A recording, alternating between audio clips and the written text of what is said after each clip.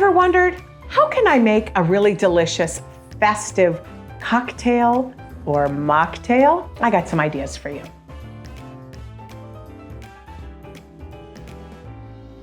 Right now is pomegranate season, although quite frankly, you can find them all year long.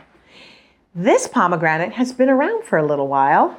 This one is not. It's a little newer. You can tell by the color.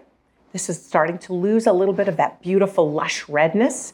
And this one you can also see as it's more ripe, it's softer. I can push into it, which is just what you want for this kind of recipe. Make sure you've got a bib apron or something to cover your clothing because we are going to roll and crunch. You can hear it.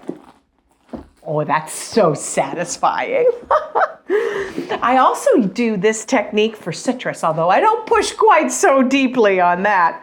But that helps bring the juices out, which is what we're doing right now. We're releasing all of the juice from the peril, from the seeds. So once you get a good, you can kind of feel it's juicier and certainly a lot more pliable. You can practically squeeze it. Then you're going to take a sharp paring knife, carefully, and you're just going to puncture a little hole on the side. Ooh, look at that. Make sure you have a place where you can capture some of that juice. And then I like to use a straw. I love these wonderful metal straws. They are recyclable and you can have them in different sizes. You stick that on in and you can sip it right out of there, which is crazy, I know. Or you can use it to capture some of your mocktail, which we're going to make today. Just give it a little squeeze. Ooh, nice and messy. See what I mean? Make sure you do these and not in front of your guests.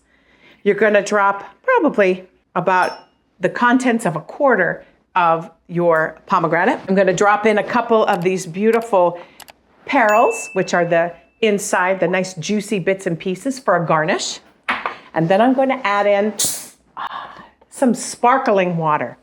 Now, if you wanna make this a cocktail, not just a mocktail, you can use prosecco. You can also add a little vodka or gin and add a little bit of bubbly water so you get that beautiful effervescence. And make sure you wipe the edge before you sip. Salute! Your kitchen, your rules. Happy New Year ahead. Delicious.